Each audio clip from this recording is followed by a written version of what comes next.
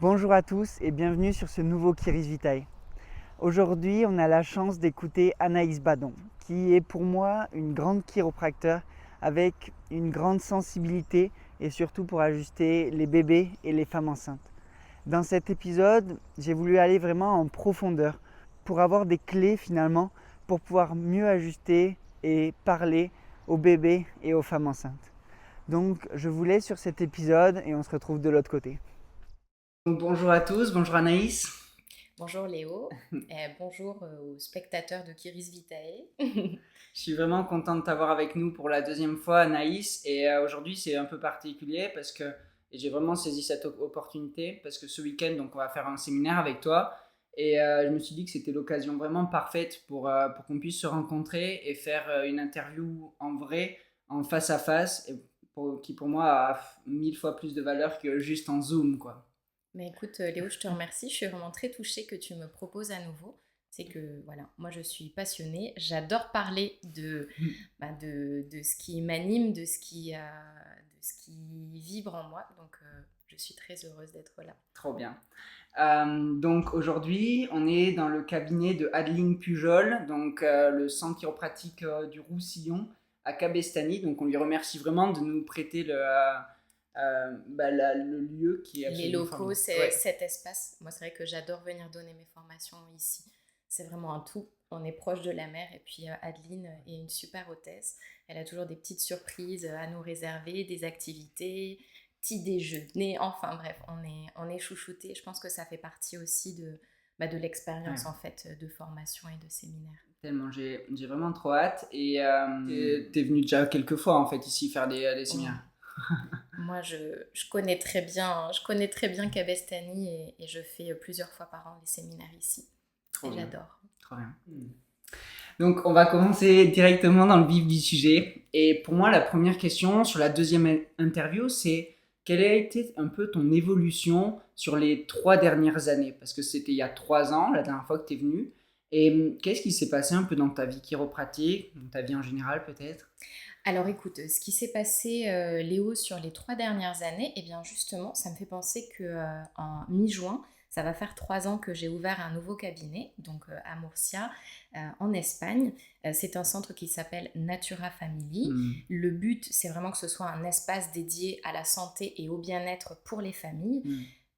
Pour moi, le chiropracteur est vraiment le référent santé de sa communauté et j'avais à cœur de proposer plus d'activités, pas seulement en fait de la chiropraxie, pas seulement moi un accompagnement en chiropraxie, mais vraiment proposer à d'autres professionnels de venir animer des ateliers. Parce que je pense que voilà, la santé des familles, ça passe aussi par la santé mentale, se regrouper, être sur du partage, créer un peu une tribu. Donc voilà, il me semble que mi-juin, je vais fêter les 3 ans de ce centre à Murcia. C'est vraiment incroyable parce que vraiment le précédent épisode, donc la dernière fois où on t'a eu dans l'interview, bah, c'était pile poil à ce moment-là en fait. Et justement, tu m'avais dit, ah, je suis un peu en transition et c'est hyper chouette. Et on va pouvoir voir un peu cette évolution. Comment ça s'est passé justement l'évolution entre il y a 3 ans et aujourd'hui en fait, l'évolution du centre? Alors, je pense euh, que j'ai eu de la chance parce que j'ai rencontré d'excellents thérapeutes. Enfin, bon, c'est pas que de la chance, c'est aussi parce que j'ai cherché et je suis passée aussi pas mal par les réseaux sociaux. Ouais. C'est-à-dire que comme quand je suis arrivée à Murcia, je ne connaissais pas en fait d'autres professionnels, mais j'ai vu qu'il y avait d'autres professionnels, donc par exemple orthophonistes ou sages-femmes ou psychologues, qui avait l'air d'avoir un petit peu la même vision, cette vision globale de la santé, vraiment avec ce côté un peu holistique et vitaliste. Et je me suis dit, ben, je vais les contacter, prenons un café, Ouais. faisons connaissance. Alors c'est vrai que le côté Covid compliquait un petit peu les rencontres parce que les gens pouvaient être, enfin si tu veux, en Espagne, il y a eu pas mal de, comment dire, de vagues, enfin c'était un peu compliqué, mais on a bu des cafés, on s'est connus, et puis moi j'ai tout de suite proposé, ben, est-ce que ça te paraît ça te paraît possible d'organiser par exemple un atelier. Et donc on a commencé au départ à proposer des ateliers qui étaient soit gratuits, soit en participation libre, vraiment pour faire connaître le centre et faire connaître aussi ces autres thérapeutes. Et quelque part, ça permet de faire également connaître la chiropraxie, parce que la chiropraxie en Espagne n'est toujours pas légalisée. Donc, on n'est ni légal ni illégal, il n'y a pas de loi, il n'y a pas de décret d'application, et on doit être peut-être 400 chiropracteurs sur tout le territoire. Donc c'est vrai que ce n'est pas une profession qui est connue, et à Murcia, pas du tout. Enfin, on va dire que la chiropraxie, oui, est connue parce qu'il y a un chiropracteur américain qui est venu s'installer il y a 35 ans, et quand moi je disais que j'étais chiropracteur, en général, soit les gens ne connaissaient pas la chiropraxie, soit me disaient « Ah ben oui, je connais tel chiropracteur parce que c'est le chiropracteur de ma tante, de ma cousine. » Mais par contre, pour la chiropraxie pédiatrique, pour ce qui était des bébés ou des femmes enceintes, pas connu du tout. Et donc moi, ce que j'ai voulu montrer, c'est voilà, la chiropraxie fait partie du panorama. Vous voulez agrandir votre famille, mettez un chiropracteur dans votre vie. Aussi bien que voilà, une sage-femme. Alors bien évidemment, à un autre niveau, c'est un autre type d'accompagnement, mais je pense qu'on a vraiment tout à fait notre place pour accompagner les familles. Donc dès le début, en fait, t'es parti en fait avec un réseau de personnes dans la santé, en fait, de thérapeutes, en gros, de sages-femmes, etc. Donc dès le début, tu as réussi à créer ces compétences. Tout de suite, si tu veux, moi c'est vrai que le cabinet que je souhaitais, déjà à Paris, j'avais vu que on va dire l'appartement dans lequel j'avais créé le cabinet, la salle d'attente était en fait même plus spacieuse, parce que c'était genre comme une salle à manger, était plus spacieuse que la salle d'ajustement, et qu'en fait les mamans ne partaient pas. Quand elles se croisaient, elles restaient. Comme il y avait des infusions à disposition, elles en profitaient pour s'asseoir, pour allaiter leur bébé. Et c'est vrai que de là était partie l'idée de proposer en fait des ateliers, et on remplissait cette salle d'attente. Et donc quand j'ai voulu créer mon cabinet à Murcia, je me suis dit, ce que je veux, c'est pas grave si j'ai une salle d'ajustement qui est petite, mais ce que je veux, c'est un espace comme une grande salle d'attente. Et en fait, j'ai un espace qui fait à peu près 60 mètres carrés, avec des tapis au sol. Donc déjà, moi, quasiment tous les bébés, je les ajuste au sol. Pour les enfants avec des difficultés d'apprentissage, par exemple, comme on travaille beaucoup l'intégration des réflexes, en plus des ajustements, il y a beaucoup d'exercices, j'ai besoin d'un espace au sol, parce qu'ils vont devoir retravailler le passage aux 4 pattes, faire des roulés-boulés. Donc c'est vraiment important qu'il y ait cet espace. En fait, cet espace me permet aussi de proposer des ateliers à une vingtaine de personnes. Donc ça crée en fait une autre dynamique. Et donc là, je me souviens de la dernière interview, mais tu es passé sur un local au rez-de-chaussée, c'est ça? Alors effectivement, après c'est... alors, je pense... Si tu veux, c'est vraiment différent, parce que quand j'étais à Paris, je n'ai jamais mis ma plaque, et je devais être, je ne sais plus si j'étais un 2e ou un 3e sans ascenseur. Je n'ai jamais eu ma plaque à l'extérieur de l'immeuble. Je n'avais pas de site internet. J'avais juste pris sur la fin Doctolib, parce que j'avais une autre chiropracteur qui travaillait avec moi, et on avait besoin en fait de pouvoir voir le planning à distance, et ça pouvait pas être sur du papier. Mais là, en arrivant quand même en Espagne, ce que je voulais, c'était avoir de la visibilité. Donc effectivement, c'est dans le centre-ville. Alors c'est pas une partie qui est piétonne, mais ça fait un angle. Et donc il y a de grosses photos, il y a écrit Chiropractica en énorme. On voit le centre, vraiment le nom du centre, on le voit de très loin. Donc c'était aussi une manière un petit peu d'éduquer. Ça me fait penser qu'avec le WCCS de l'IFEC à l'époque... Que tu as créé d'ailleurs. Exactement. Et puis, on avait lancé les tote bags. Tu te souviens? Et en fait, ces tote bags, l'idée, c'était qu'il y ait au moins écrit le mot chiropracteur, pour que les gens juste voient ce mot avant de savoir ce que c'est, que le chiropracteur fasse un peu partie du panorama. Donc là, l'idée à Murcia, c'était pareil, qui est vraiment ce mot chiropractica. Je suis en face d'une boulangerie, et en fait, il y a énormément de monde qui va dans cette boulangerie, et à chaque fois qu'ils rentrent ou qu'ils sortent, ils ne peuvent pas louper, parce que chaque lettre est de cette taille. Donc c'est au moins pour qu'ils voient. Et c'est vrai que je ne fais aucune promotion de chiropraxie pour les adultes ou enfin, or vraiment, voilà, tout mon focus sur les réseaux sociaux, c'est vraiment pédiatrie, périnatalité, mais j'ai beaucoup en fait de gens du quartier, surtout des petites mamies qui viennent taper oui et je me demandais et donc c'est vrai que c'est très agréable parce qu'en fait c'est vraiment une vie de quartier et les gens tapent, prennent des Ouais. informations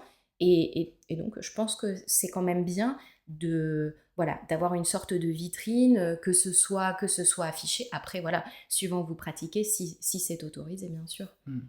Et là, tu fais vraiment partie de la vie de quartier en plus de ça, parce que genre, quand tu as une vitrine, genre, les gens ils peuvent rentrer facilement, ils peuvent sortir facilement, et si tu es assez disponible, en fait, ben, tu peux arranger pour répondre à un peu tout le monde, en fait, en même temps d'ajuster. Enfin, j'imagine que tu fais quelque chose comme Oui, ça. moi, si les gens, effectivement, alors après, ils doivent taper, mais ils tapent. Si moi, je suis disponible, je réponds. Sinon, enfin voilà, je les rappelle. Et les gens sont vraiment surpris de ah, bah, c'est gentil, Ouais, merci de me rappeler, ouais, ou si tu les fais rentrer. Donc, je trouve que c'est quand même très intéressant. ouais. Et j'avais envie que ce soit visible et que le mot chiropraxie, chiropractica, vraiment rentre dans le Ouais. panorama. C'était ça l'idée.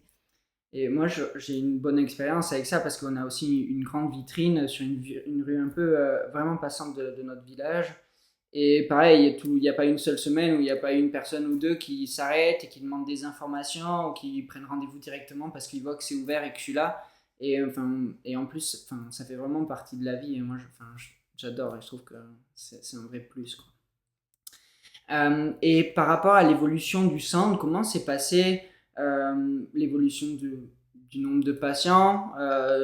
Est-ce que tu as principalement des bébés maintenant, j'imagine, ou des femmes enceintes, ou pas forcément? C'est ça. Alors, mis à part, moi, comme j'appelle les vecinas, tu vois, un peu les voisines, les gens du quartier, ça reste vraiment exclusivement Ah oui. des bébés. Bon, après, souvent quand même, comment dire, les gens sont intéressés après pour amener le grand frère ou la grande sœur, et puis le papa peut-être pense que ça va. Donc, c'est vrai que, on va dire, au final, c'est plutôt le soin aux familles. Mais en général, ils arrivent pour le bébé. Et ensuite, toute la famille va être accompagnée en chiropraxie. Donc, c'est ça qui est chouette. Je ne fais aucune Ouais. publicité, tu vois, sur Internet ou avec Google. C'est vraiment le bouche à oreille. Et ça, c'était quelque chose euh, que je souhaitais, parce que je pense que les gens, quand ils arrivent, ils sont déjà, on leur a parlé du centre, ils sont déjà avec une certaine confiance et tout de suite, en fait, et c'est beaucoup plus facile et c'est beaucoup plus agréable, même pour eux. Ouais. Ils sont pas stressés parce qu'éventuellement, on aurait pu leur vendre quelque chose et bon, alors qu'est-ce que vous avez? Non, là, ça reste. L'autre jour, j'ai une amie qui me dit ah ben tu sais, j'ai telle copine qui est enceinte, elle est sur un groupe de femmes enceintes, mais dans un village, mais qui est éloigné, qui est presque à 1 heure de route, et qui me dit, et ton nom est ressorti. Je me dis, mais comment ça, enfin, sur un groupe en fait, sur ce village qui est aussi éloigné. Donc, c'est juste parce que quand tu proposes des activités, moi, par exemple, les ateliers de motricité du bébé, je propose en participation libre, et en fait, j'ai énormément de monde qui vient, et ils trouvent que c'est super les informations qui vont être données, et ça me permet d'expliquer ben, euh, comment dire, tu peux effectivement offrir le sol à ton bébé, le mettre sur un tapis, lui proposer les bons jouets, mais si ce bébé il a une subluxation et qui ne peut pas peut-être par exemple tourner la tête complètement sur le côté ou utiliser son bassin correctement, t'auras beau venir le stimuler et lui proposer un super espace de jeu, et bien en fait, il ne va Ouais. pas pouvoir avancer dans les étapes motrices. Mm. Donc c'est vrai que c'est intéressant de pouvoir proposer ça. Au départ même, ce que je faisais, c'était que j'offrais un check-up en fait chiropratique aux gens qui participaient à mes ateliers. Donc c'est vraiment, voilà, maintenant, ça n'engage à rien, mais je vous invite, moi je prends 1/2 heure de mon temps et on fait une analyse un peu plus poussée en fait sur votre bébé. Avec un ajustement? Non, Ou- alors par contre, sans ajustement, c'était vraiment, on checkait, parce que j'estime que l'ajustement est surtout pour que les gens voient, de pouvoir expliquer sur le cas de leur bébé si effectivement la chiropraxie pouvait quelque chose pour eux, oui ou non.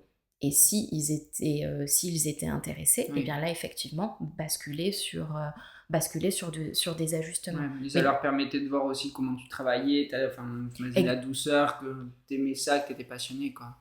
de leur montrer, si tu veux, déjà sur l'atelier de motricité, il y a déjà des choses qu'on peut voir, et moi je peux déjà leur dire, vous voyez là, il a plus de facilité à tourner de ce côté plutôt que de l'autre côté, vous pouvez faire ça et ça maintenant. Si ça ne se modifie pas, ou si vous voyez qu'il n'y a pas d'évolution, là ce serait intéressant de passer sur autre chose, et quand ils viennent faire un check-up vraiment personnalisé, là ils ont plus le temps de raconter l'histoire, ce qui s'est passé pendant la grossesse, l'accouchement, que des fois, peut-être dans le Oui, groupe, oui, la oui. maman va pouvoir te parler, te dire que oui, son bébé est né par césarienne, mais ça peut être intéressant peut-être qu'elle développe s'il y a eu utilisation de forceps, de ventouse, et ça peut expliquer certaines problématiques. Et moi, vraiment, je recommande, si vous ouvrez un centre, pour vous faire connaître, si vous avez du temps, proposer en fait ce type de check-up, d'activité, bien évidemment sans la partie traitement, sans la partie ajustement, mais au moins de pouvoir expliquer les éventuelles problématiques et les solutions qu'il pourrait avoir pour ce bébé. Et c'est quoi la fréquence à peu près que tu fais ces ateliers? Alors moi j'essaye de proposer une fois par mois les Ok. ateliers. Là, mon but pour septembre, pour vraiment commencer on va dire cette nouvelle année, parce que nous, à Murcia, il fait tellement chaud en juillet, en août que tout le monde déserte. Donc c'est vrai que c'est pas c'est pas comme ici dans la région où au contraire les gens profitent d'être en vacances pour se faire ajuster. Nous, c'est vraiment tout le monde déserte, il fait beaucoup trop chaud. Donc voilà, moi mon but c'est en septembre d'avoir encore plus d'ateliers, encore plus d'activités, et vraiment plus étendu aussi aux adultes. Si tu veux, dans le sens où, bien évidemment, une famille, ça va être des parents, ça va être aussi des grands-parents, et donc de profiter en fait de cet espace qui est si grand, pour qu'il y ait des activités tous les jours. Tous les jours avec toi, du coup? Non, après, pas forcément avec moi. Nous, là pour l'instant, par exemple, tu vois, sur le mois de mai, il doit y avoir 1 ou 2 ateliers par semaine. Mais moi, je n'en donne qu'un. D'accord. Mais en tout cas, si tu veux, les familles peuvent avoir, le bébé a 5, 6 mois, les parents commencent à s'intéresser à l'alimentation complémentaire. Il y a un atelier d'alimentation complémentaire qu'on fait tous les mois. Celui pour les premiers secours pédiatriques, c'est pareil, on va le faire tous les mois. Celui de motricité, tous les mois. Celui émotion et maternité, tous les mois. Donc en fait, il y a vraiment, c'est des ateliers qu'on retrouve tous les mois pour accompagner les différentes étapes de bébé. Donc à ton centre chiropratique par des professionnels que tu connais, Exactement. des collègues. C'est ça. Donc ça va être les sages-femmes qui vont proposer les premiers secours pédiatriques, c'est l'orthophoniste qui est formé en nutrition qui va faire l'alimentation complémentaire, c'est la psychologue qui va faire celui sur théorie de l'attachement, tout ce qui va être aussi éducation positive. J'ai des mots là qui me viennent en espagnol, je m'excuse. Et puis après, sur l'ensemble des autres, ça va être aussi allaitement avec une sage-femme qui est aussi consultante en allaitement. Donc tu vois, c'est vraiment ça, créer une vie, créer une dynamique et vraiment pour donner cette sensation qu'il n'y a pas que la chiropraxie, mais la chiropraxie en fait fait partie dans ce mouvement. Et c'est vrai que comme ça, on est en contact, on ne perd pas le contact.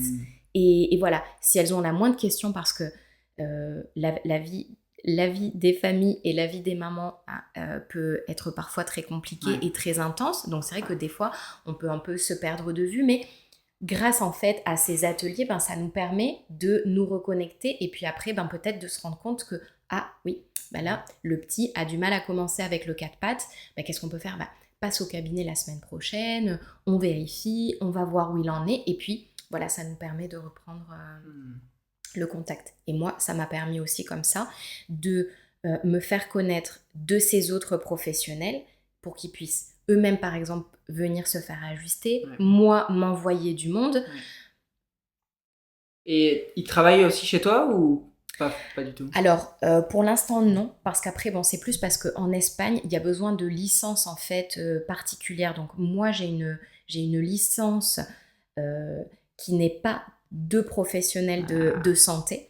Donc, en fait, il faudrait, pour que j'ai d'autres professionnels qui travaillent avec moi, il faudrait que la psychologue, qui est, elle, professionnelle de santé, fasse la demande d'une licence spécifique. D'accord. Pour que ce soit pour les professionnels de santé. Ouais. Mais si par exemple après il y a une sage-femme qui vient travailler également, il faut qu'elle aussi fasse la demande. Donc en gros, si tu as un kiné, une sage-femme, une orthophoniste, une psychologue, il faut faire la demande de ces 4 licences. Parce que nous, en tant que chiropracteur, on n'est pas professionnel de santé, on n'est pas sanitario. Ouais. Donc les ateliers, c'est possible, mais pour vraiment faire des consultations, là, ça passerait pas. Tu parlais du bébé et de ses étapes de la motricité, du développement. Est-ce que tu peux nous expliquer qu'est-ce que c'est finalement un bébé en bonne santé pour toi? Alors, un bébé en bonne santé, eh bien, c'est voilà, il y a plusieurs dimensions, comme on parlait vraiment du côté de la santé globale. Alors, nous, en tant que chiropracteurs, c'est vrai qu'on va se focaliser vraiment sur le système nerveux. Le système nerveux, eh bien, on sait que par rapport aux étapes motrices, et moi j'aime beaucoup le travail du docteur Melillo, le docteur Melillo, eh bien lui, ce qu'il explique, c'est qu'en fait, on est programmé pour passer pour passer les étapes motrices, à un moment donné, il y a un ordre chronologique et on doit, si tout se passe bien, si en fait il n'y a pas de subluxation qui empêche de passer à l'étape suivante, on va passer toutes les étapes jusqu'à arriver debout. Ouais. Et donc, on n'a pas besoin d'être entraîné, on n'a pas besoin de nous montrer comment marcher, c'est quelque chose qui va être en fait inné. On est programmé pour marcher seul. Et normalement, les premiers pas vont se faire aux alentours des 12 mois. Et ça, c'est vraiment important parce que toutes les étapes en fait que l'on va avoir sur la première année de vie et même sur la deuxième année de vie, c'est ça va être toute la construction de notre force musculaire et notamment abdominale, comme diraient en fait les Américains, en anglais le core, et ça c'est tellement important pour notre posture plus tard. C'est pour ça que si on s'intéresse à la posturologie, on se rend compte que tout vient des étapes de l'enfance. Donc si on veut un adulte en bonne santé, il faut vraiment avoir un bébé en bonne santé.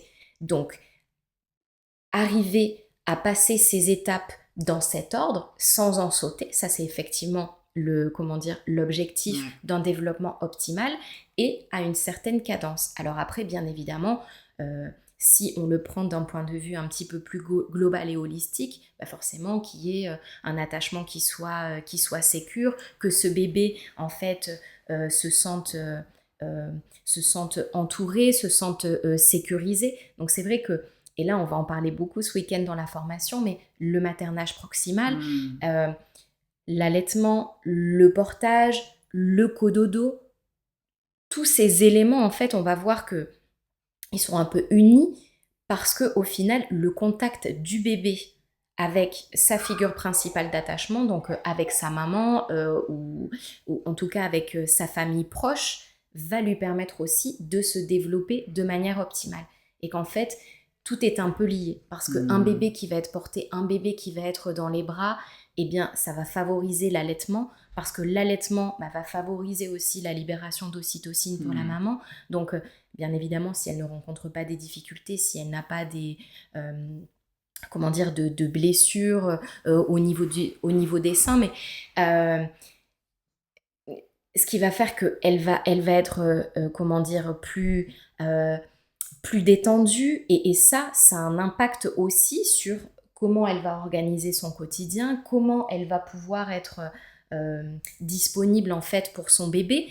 Donc, si tu veux, c'est vraiment tout ça. Et moi, c'est ce que je souhaite faire au cabinet, que les mamans se sentent comprises, soutenues, parce qu'en fait, l'état de la maman a forcément un impact sur son bébé et vice-versa. Donc, c'est pour ça que pour nous, c'est important de pouvoir checker ses bébés, parce que un bébé qui va être inconfortable au niveau digestif, qui va se tortiller, qui va pleurer toute la journée, mais cette maman, ça va être horrible pour elle, parce que son bébé, elle va pas pouvoir le poser, parce que peut-être que la seule solution pour calmer son système nerveux, ça va être de sauter sur une balle de faire des rebonds sur une balle de pilates, elle va jamais pouvoir s'asseoir, et au final, elle va arriver épuisée.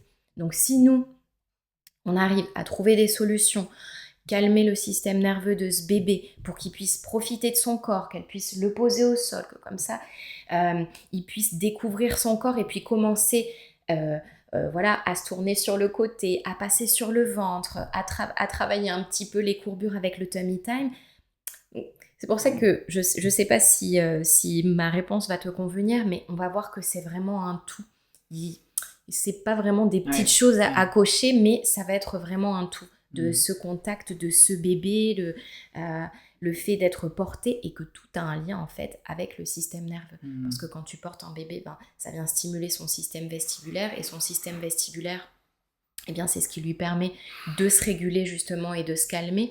Donc c'est pas pour rien que un bébé qui pleure, qu'est-ce que tu vas faire? Tu vas venir le bercer, tu vas bouger, tu vas marcher. Donc toutes ces choses-là, on va voir que bien effectivement ça a un impact. C'est encore une fois un ensemble, comme tu disais tout à l'heure, tu peux avoir tout pour le bébé, les bons jouets, le bon sol, mais finalement s'il y a une subluxation par exemple, ou s'il y a pas assez d'attachement, que tous les exemples que tu disais, ça peut faire que ça dysfonctionne dans l'ensemble en fait, et rejoindra des problèmes à la fin finalement. Et j'avais une question. Si par exemple un bébé il a du mal à faire une certaine transition, par exemple il a du mal à faire le 4 pattes, ou il a du mal à marcher, et quand tu l'ajustes, toi ton but c'est qu'il remarche, ou c'est quoi ton but quand tu ajustes un bébé?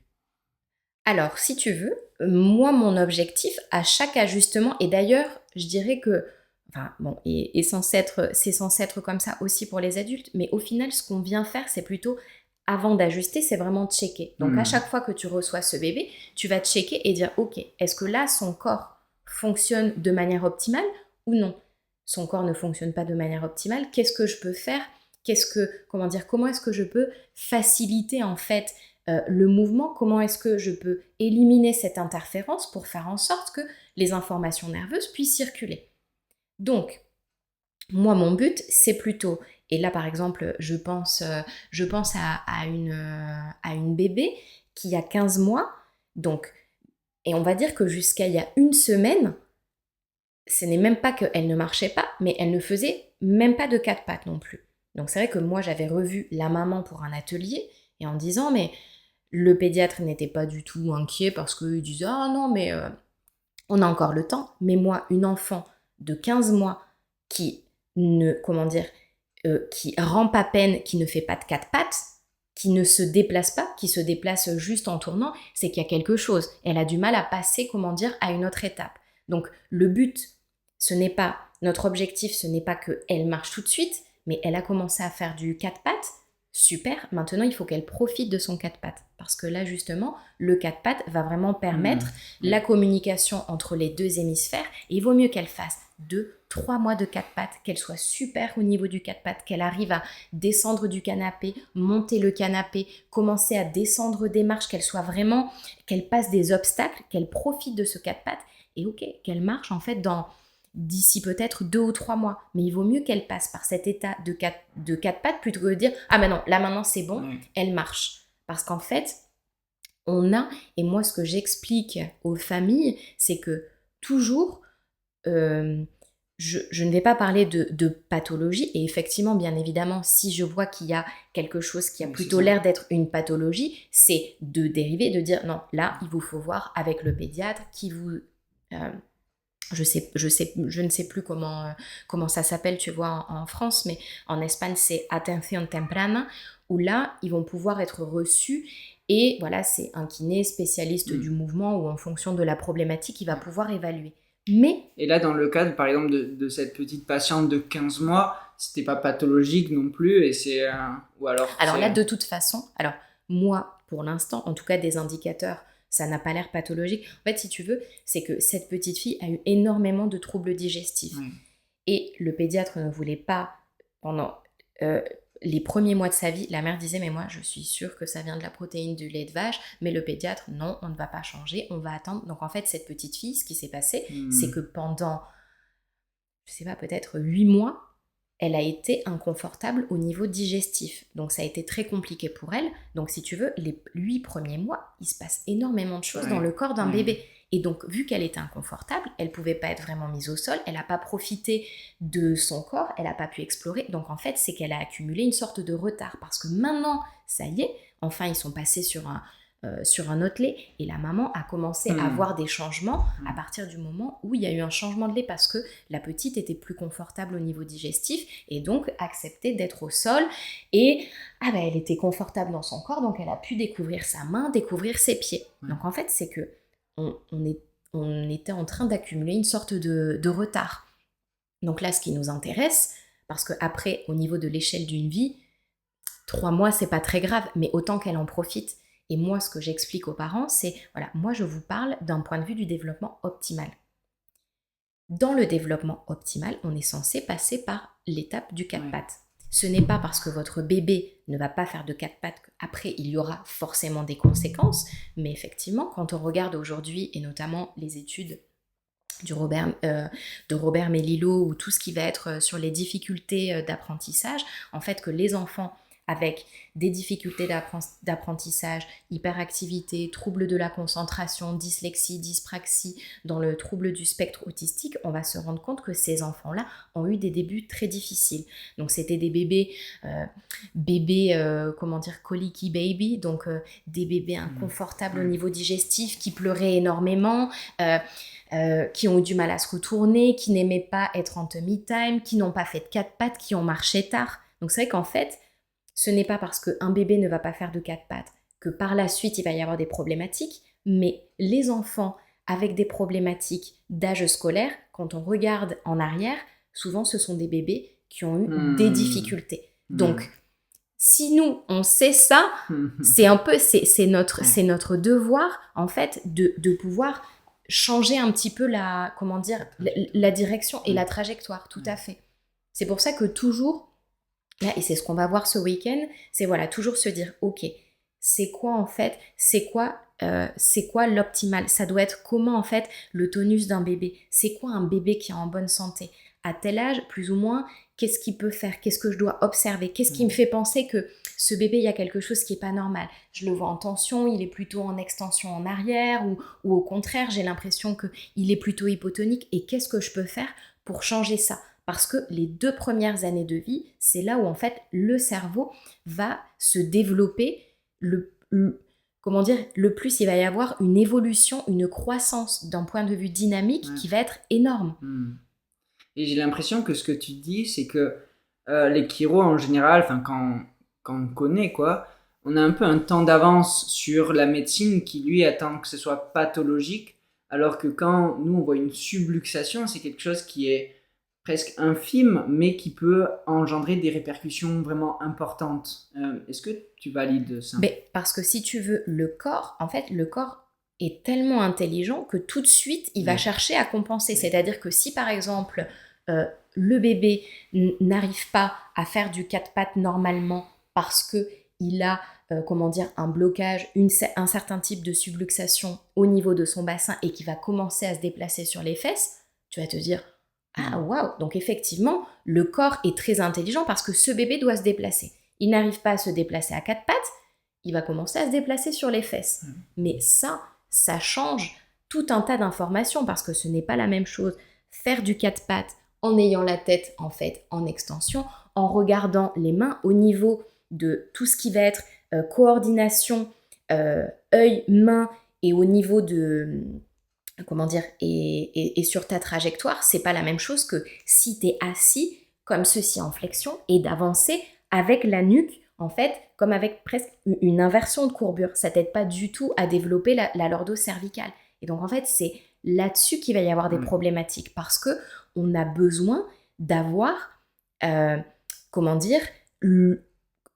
certaines positions, certaines postures et le poids de notre corps, de notre colonne d'une certaine manière. Et ça a un impact vraiment négatif en fait sur sur l'avenir de ce bébé. Hmm.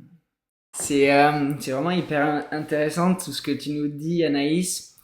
J'ai vu récemment, mais est-ce que tu peux nous parler des 1000 premiers jours de la vie et en quoi ils sont aussi importants?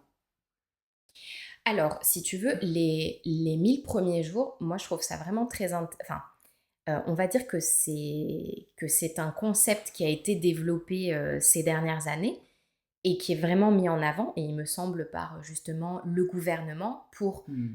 faire vraiment un focus sur ces jours-là, c'est-à-dire que les 1000 premiers jours, ça va être, on considère, c'est les 9 mois de gestation, donc vraiment tout ce qui va être développement in utero, donc ce bébé, qu'est-ce qu'il va percevoir pendant la grossesse, donc vraiment faire attention aux femmes enceintes. Et ensuite, ça va être les 2 premières années de vie. Parce qu'en gros, c'est là où on va avoir le développement, enfin un développement neurologique le plus important. Et c'est vrai que cette période-là, avant qu'il y ait des campagnes, parce qu'aujourd'hui, il y a vraiment Oui. des campagnes de sensibilisation, il y a eu une sorte aussi de comité qui s'est réuni. Alors, malheureusement, ça a été plutôt autour de tout ce qui va être psychologie. Donc ça a été beaucoup de psychologues, de psychiatres, enfin de pédopsychiatres qui sont intervenus. Très peu, en fait, au final, de thérapeutes manuels. Donc ça a été le focus, on va dire, du gouvernement a été plutôt sur la théorie, en fait, de l'attachement, tout ce qui va être le contact du bébé avec son parent, avec sa figure principale d'attachement. Mais c'est vrai que ça a été moins focus en fait sur le mouvement. Ok. Or, moi je me souviens que les formations que j'avais faites auparavant, avant qu'il y ait vraiment ce focus-là sur les 1000 jours, mais je m'étais dit, mais c'est impressionnant parce que les conférences auxquelles j'avais assisté de psychologie périnatale, ou bien évidemment voilà les séminaires chiropratiques, tout ce qui était aussi même éducation, en fait, ils parlaient du côté vraiment prévention, en disant, mais même par exemple pour l'éducation, au niveau intégration sociale, c'est même avant 3 ans que ça se joue.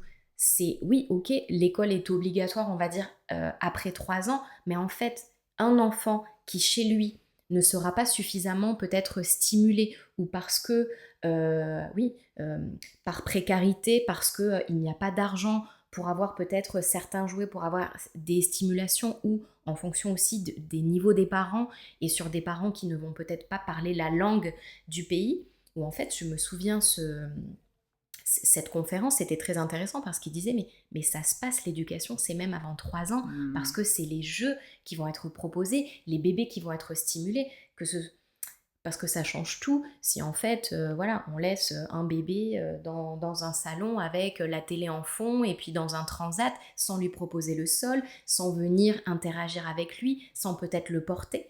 Et donc, c'était vraiment ce coup de dire, mais tout se joue sur cette période-là. Et donc là, effectivement, bah, c'est sorti au grand jour et on en parle beaucoup. Après, voilà, je te dis, c'est vrai que le focus n'est pas vraiment porté sur le mouvement.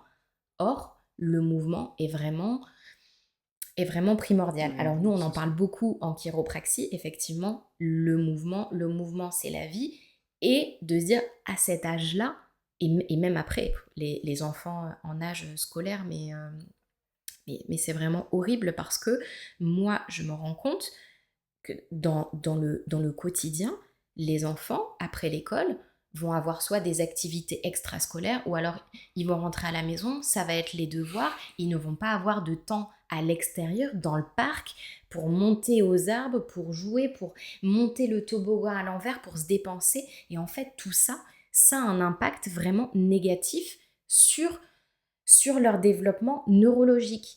Et il y a une autre chiropracteur que j'aime beaucoup qui s'appelle Dort Blatt, et elle a écrit un livre que je vous recommande aussi qui s'appelle Switched on Kids. Et en fait, elle dit, mais il faut trouver des activités à faire avec les enfants. On va promener le chien, on va laver la voiture, mais tous les jours, il faut qu'il y ait au moins 1 heure dehors.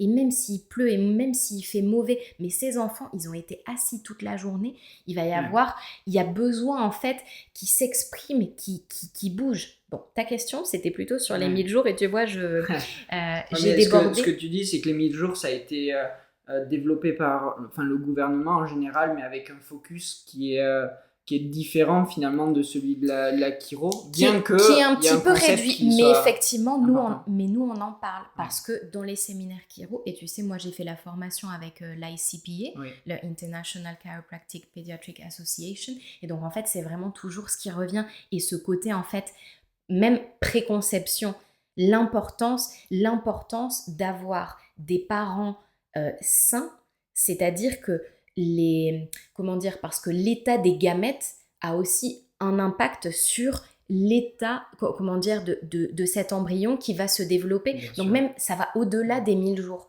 parce que c'est important l'état de santé, même avant la grossesse. Et si il faut une grosse cuite, genre 3 ou 4 jours avant la fécondation, forcément... Alors après, si tu veux... C'est pas tant, sur quelque chose de vraiment sporadique, mais c'est plutôt, tu vois, vraiment un état un peu général. Et ça, c'est des choses qui ont évolué parce que, par exemple, ce qui va être, j'espère, un maximum recommandé, mais tu vois, c'est que aussi, même le partenaire, qu'il n'y ait pas que les femmes qui fassent une sorte de détox, tu vois, avant de tomber enceinte ou d'arrêter la cigarette, mais que les hommes aussi, et de dire, ok, on a un projet bébé, qu'est-ce qu'on peut faire aussi pour changer nos habitudes et faire en sorte que que nos cellules soient vraiment les meilleures possibles en fait pour ce bébé. Et ensuite, bien évidemment, faire attention pendant la grossesse. Et donc, c'est vrai qu'au final, on va même au-delà des 1000 jours parce que c'est important l'état de santé avant, sur l'alimentation, sur le sport, sur notre état de santé. Et voilà. Donc, avant la grossesse, le déroulé de la grossesse et bien évidemment sur les 2 premières années de vie. D'accord. Anaïs, est-ce que tu peux nous parler de belles histoires que tu as eues ou de miracles, ou si tu en as eu, de bébés qui se sont améliorés avec la chiro que tu as pu voir? Alors, je pense à une famille, et notamment c'est une maman en Espagne, mais qui m'a envoyé suite à son histoire, mais tout le monde, toutes les semaines je reçois WhatsApp, parce qu'en Espagne ça marche beaucoup, donc on communique par WhatsApp, et toutes les semaines, Anaïs, est-ce que tu penses que telle problématique, la chiropraxie pourrait aider? Donc elle voit la chiropraxie partout, donc elle est vraiment super. Et en fait, je pense que c'est plus elle est venue pour son bébé. Il me semble qu'il y avait une problématique d'allaitement, enfin quelque chose qui a été, rapidement résolu. Mais j'ai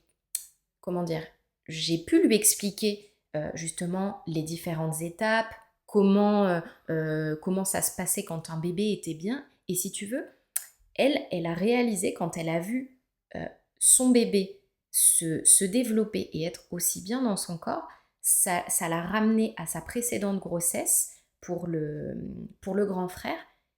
Et elle me dit, mais je me rends compte qu'en fait, mon bébé n'était pas bien dans son corps. J'ai revu, là, parce que c'était son anniversaire, et j'ai fait une recompilation de photos pour son anniversaire. Elle me dit, il n'y a pas une photo où je vois pas mon fils en train de se tordre, il était vraiment pas bien. Et en fait, elle m'explique que son fils a été un peu, classifié hyperactif.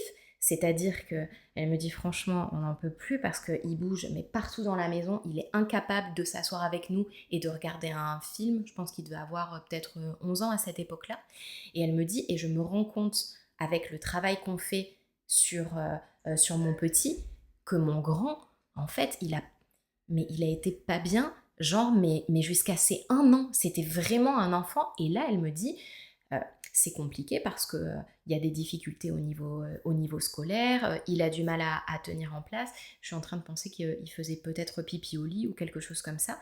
Et en fait, je lui dis, mais il n'y a pas de souci, tu me l'amènes et on fait un point.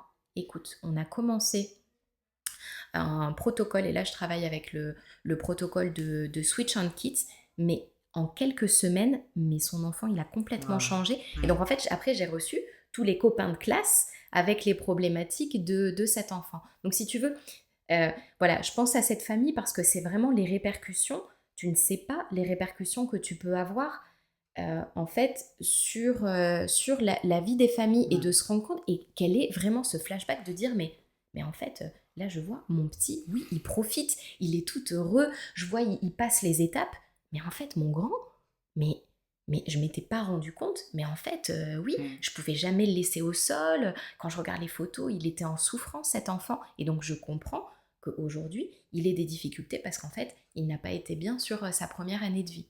Mm. Donc, tu Ouais, vois, c'est là, par bien ça. exemple, je pense notamment à cette histoire. Et, et je pense aussi, c'était une famille à Paris. Et quand, plusieurs années après, la maman m'avait écrit pour m'envoyer des photos parce que c'était ses jumeaux. Et il y en avait un des deux qui avait une plagiocéphalie, une déformation au niveau du crâne. Je n'avais jamais vu quelque chose d'aussi énorme. Et je me souviens que pour la journée mondiale des plagiocéphalies, qui est le 4 avril, j'avais proposé des dépistages, des check-up gratuits. Et elle était venue.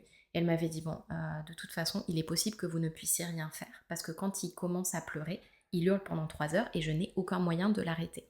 Et en fait, effectivement, le bébé a commencé à pleurer et elle a dû partir. Elle était super gênée parce que son bébé hurlait, il était tout rouge, il était plein de tension.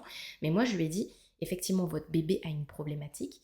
Il a la tête qui est grandement déformée, donc il avait une plagiocéphalie qui était vraiment sévère. Je dis, mais moi, je peux vous aider. Et elle, ça l'a rassurée parce que jusqu'à présent, tous les médecins qu'elle avait vus lui disaient, non, non, mais il a aucun souci, votre bébé, alors que elle, en tant que mère, elle voyait bien que le crâne de son bébé ne se développait pas de manière symétrique. Et surtout que ce bébé, mais quand il commençait à hurler, c'était pendant 3 heures et il n'y avait aucun moyen de le consoler. Je lui dis, vous revenez demain, parce qu'effectivement, moi, je n'avais même pas pu toucher ce bébé. Et donc, elle est revenue le lendemain, et là, le bébé était beaucoup plus détendu, comme si, juste de savoir je vais à un endroit où Waouh. potentiellement on va pouvoir m'aider, non, mais il était plus détendu, et on a pu commencer à travailler. Ouais. Et là, je vais te dire, et ça, on va en parler beaucoup ce week-end, mais on a commencé à travailler juste au niveau de son bassin, au niveau de son sacrum, parce que c'était impossible. Il y avait tellement de tension au niveau du crâne, il fallait vraiment commencer par stabiliser, travailler au niveau vraiment Ouais. de la base, et puis avant qu'il accepte, tu vois, aussi qu'on puisse lui toucher la tête. Écoute, ce bébé, il a récupéré, et la maman, en fait, après, elle m'a dit, mais en fait, ce qui m'a touchée, c'est qu'elle m'a dit, mais merci Waouh. d'avoir redonné, en fait, d'avoir permis à ma famille de retrouver sa sérénité. Parce que cette maman, elle avait 2 bébés. Mais comme il y en avait un qui était mais plein de tension, qui était inconfortable et qui pleurait énormément, elle ne pouvait pas s'occuper de son autre bébé c'était un autre bébé vraiment toute discrète, comme si elle savait qu'elle ne pouvait pas demander de l'attention à sa maman qui déjà était overbookée. Waouh. Et donc cette maman, elle venait en RER, je sais pas, elle devait peut-être faire 1 heure de RER B avec son bébé dans un moyen de portage pour venir l'ajuster. Mais écoute, ce bébé, il a vraiment récupéré et ils ont surtout retrouvé une sérénité. Donc c'est ça en fait, c'est de changer la famille. Et tu vois, je pense aussi à une autre maman et sa bébé, pareil. Bon là, il se trouve que après l'accouchement, l'utilisation d'instruments pour sortir son bébé lui ont, comment dire, lui ont lésé une partie des cordes vocales. Ouais. Et donc, cette bébé se retrouvait, mais avec le cou dans un état de tension, de subluxation, et forcément en plus quand elle pleurait, avec sa lésion au niveau des cordes vocales, il y avait, comment te dire, des pleurs où tu sens mais une souffrance, un truc qui te prend aux tripes. Et en fait, cette bébé devait pleurer mais 22 heures sur 24, quoi. La mère était, mais Ouais. je n'en peux plus, je ne sais pas quoi faire. Et le fait de pouvoir travailler, alors, ça a été compliqué. Tu vois, on a vraiment dû travailler sur la fréquence, mais maintenant, cette bébé s'est passé du dos sur le ventre alors qu'il était mais impossible. Mais quand je te dis, mais il était impossible de la poser sur une surface, elle avait besoin d'être constamment dans les bras de sa mère parce qu'il y avait eu des hospitalisations, parce que si tu veux, il y avait eu aussi après plein de conséquences par rapport à cette lésion au niveau des cordes vocales. Et en fait, de se dire, mais maintenant, elle a juste un petit mois de retard par rapport à, tu vois, Courbe. même par rapport à son développement et sur les étapes motrices. Oui. Mais on se dit, mais Mais là, c'est une bébé qui sait se retourner du dos sur le ventre, qui est confortable sur le ventre, qui explore son corps. Mais c'était pas gagné. C'était pas gagné parce que c'était mais des hurlements non-stop. Et là, je peux te dire que tu, tu te poses des questions pour cette famille, pour la pérennité de cette famille, parce que Ouais. s'il y a des enfants plus grands, ils peuvent pas dormir la nuit, donc après ça va être compliqué à l'école, parce que les parents, mais tu sais pas à quoi ils peuvent arriver de saturation, d'avoir, parce que moi je me disais, mais c'était terrible quand elle était au cabinet, mais après elle partait. Donc moi j'avais, tu te dis, mais c'est horrible sur le moment, mais après, toi, t'es tranquille. Par contre, cette maman, elle continue. Elle est 24 heures sur 24 Ouais. avec sa bébé, mais qui pleure à la mort, elle ne sait pas quoi faire pour la soulager. Là, tu te dis, mais comment elle fait? C'est quoi tu vois, cet instinct maternel qui fait que tu survis à ça, au manque de sommeil, à voir que ton bébé est pas bien. Ouais. Donc voilà. Et tu nous en parlais une fois dans un webinaire que tu avais fait, mais qu'est-ce que ça peut devenir en fait, ça aussi? Ça peut pousser les parents à bout en fait. Exactement, effectivement, on en avait parlé par rapport au syndrome du bébé secoué et toujours penser à ça. C'est pour ça que c'est important de trouver des solutions vite parce Ouais. qu'un bébé qui est inconfortable, un bébé qui n'est pas bien, ben effectivement, ça peut amener les parents, et on n'est pas là pour justifier ou quoi que ce soit. Ce que je veux dire, c'est ne pas dormir, des pleurs incessants, mais il faut un soutien il faut une solution pour ces familles parce Ouais. qu'effectivement, au bout d'un moment, mais qu'est-ce qu'ils peuvent faire pour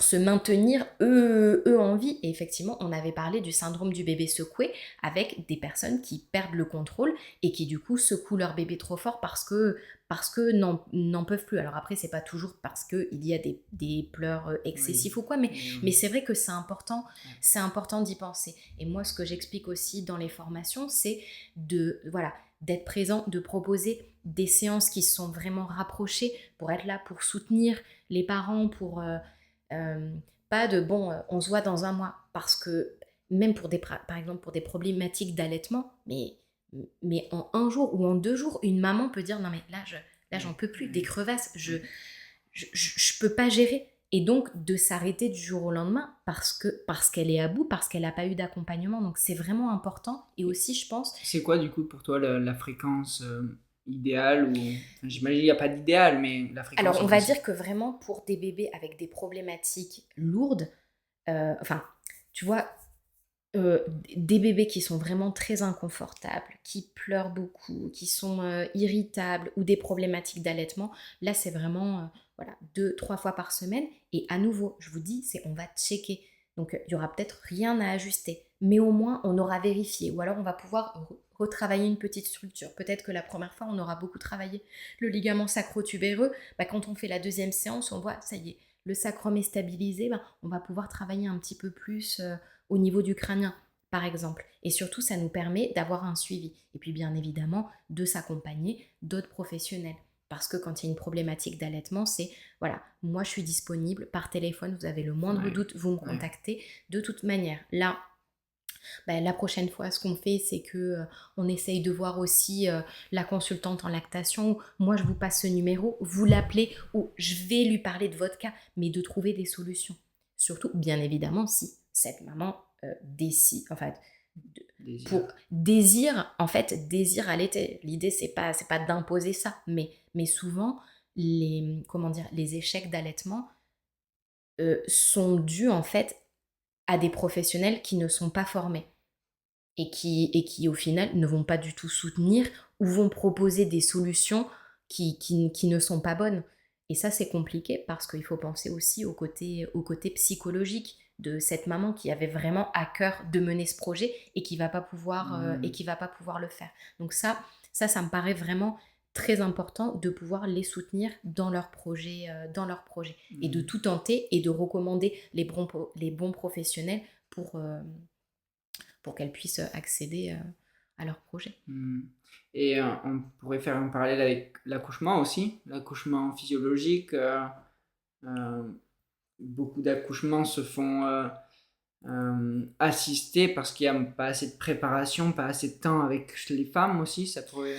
Alors Ou après, c'est vrai que pas forcément. c'est compliqué, mais oui, après, ce qu'il faut voir aussi, c'est que malheureusement, enfin en tout cas en France ou même en Espagne, on va dire que dans le secteur public, il y a aussi un manque de professionnels, un manque de sages-femmes. Donc c'est toujours réduire, ben voilà, on supprime les petites maternités, on va garder que les grandes maternités, mais on va pas mettre plus de sages-femmes. Donc c'est vrai que c'est compliqué parce que il va y avoir maltraitance et on parle de violence obstétricale et de violence gynécologique. Donc c'est les femmes qui viennent accoucher vont régulièrement vivre ces types de violences, mais il y a aussi des violences en fait envers ces professionnels qui vont avoir tout un tas de comment dire de mamans à superviser entre guillemets et qui ne vont pas pouvoir gérer parce qu'elles auraient besoin d'être seules avec une ou deux mamans et pas avec cinq ou six.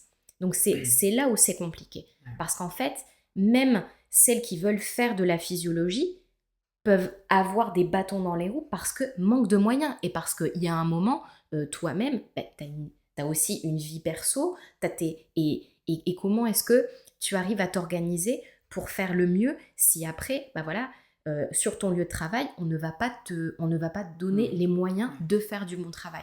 Donc c'est vrai que c'est compliqué. Après, l'idée, c'est effectivement que les femmes soient renseignées sur les possibilités qu'il existe voilà, pour les accouchements, qu'il est possible d'accoucher à la maison, qu'il est possible d'accoucher en plateau technique, en maison de naissance, il est possible aussi d'accoucher en maternité. L'idée, c'est pas d'orienter tout le monde sur les accouchements à la maison, mais au moins que les femmes puissent se rendre compte qu'il y a tout un panel, il y a des possibilités, plus ou moins, on va dire, médicalisées, et tu choisis ce qui résonne en toi. C'est-à-dire que si tu as besoin d'avoir tout un tas d'ordinateurs, de bip, et que ça te rassure, bah effectivement, c'est peut-être mieux pour toi, parce que tu ne seras pas stressé.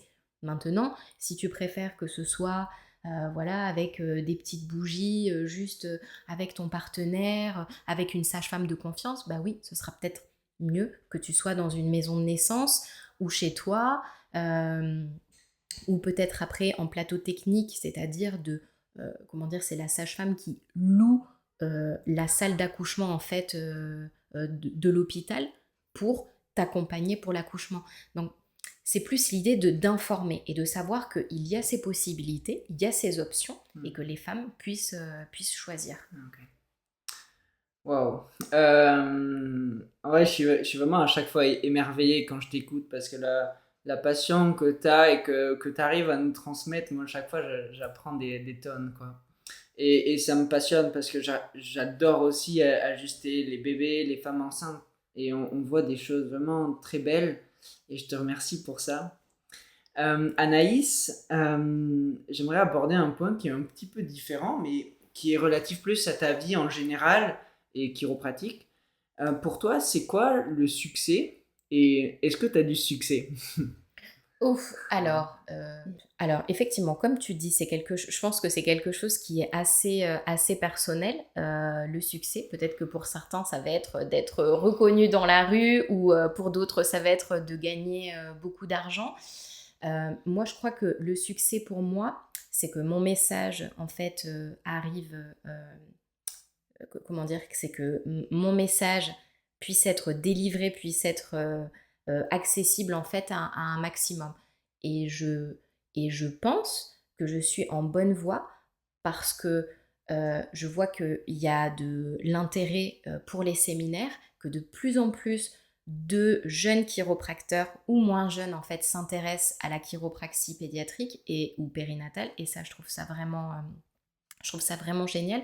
Et également, si tu veux, pour moi, le fait de donner des séminaires et de donner des outils à des chiros qui puissent avoir peut-être pas forcément un cabinet de chiropraxie pédiatrique, mais au moins un cabinet qui soit familial, pour moi en fait c'est ça le succès.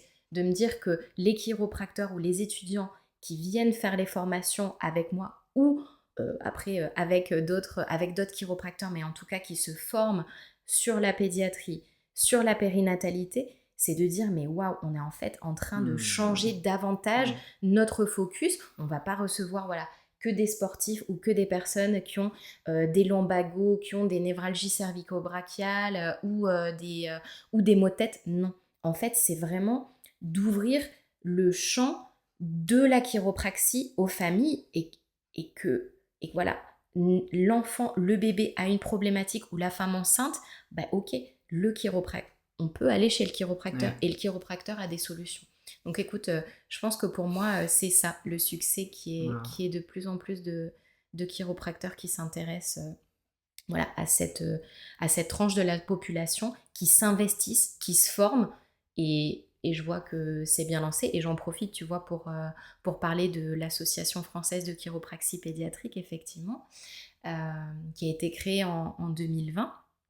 Annabelle Godino, qui est vraiment une acharnée de travail et qui a fait énormément pour la profession et qui donne également aussi des séminaires euh, de, comment dire, voilà, de chiropraxie pédiatrique et périnatale. Et pour moi, ça qui est enfin une association et qui est, je crois, quasiment 200 membres, Ah, euh, ça, c'est, voilà, je le redis, mais ça, ouais, c'est vraiment le succès. De d'accord. savoir que les chiros se forment, restent pas sur leurs acquis, soient vraiment intéressés et puis voilà, lisent, fassent des formations, écoutent des podcasts, ça, c'est vraiment top. Et qui se sentent en fait suffisamment euh, confortables pour recevoir cette population qui est quand même beaucoup plus spécifique et beaucoup plus fragile et qui nécessite en fait davantage de formation et de spécificité. Hmm. Anaïs, on arrive sur la fin de l'interview et il y a une question que j'aime beaucoup, c'est est-ce que je sais que tu as amené quelques beaux livres, il y en a quelques-uns aussi à Adeline, mais est-ce que tu as un livre là aujourd'hui à conseiller Alors, effectivement, dans les livres que j'aime bien, mais je me dis peut-être que je me répète, mais un que je conseille souvent, c'est effectivement Le bébé est un mammifère Ah, de Michel ouais. Audin, parce que il parle du cerveau, il parle du système nerveux, et donc ça, pour moi, c'est super intéressant de voir qu'un obstétricien parle du système nerveux et comment en fait notre système nerveux est censé être stimulé ou non par la lumière, par certaines voies et notamment au moment de l'accouchement. Ça, je trouve ça vraiment génial. Je vous en ai parlé aussi un petit peu pendant l'interview, mais voilà, les livres de Robert Melillo ou de Dort Blatt, voilà, pour les enfants un peu plus grands, ça aussi, je trouve ça génial. Et puis quoi d'autre? J'aime beaucoup aussi le livre de Michel Forestier sur la motricité.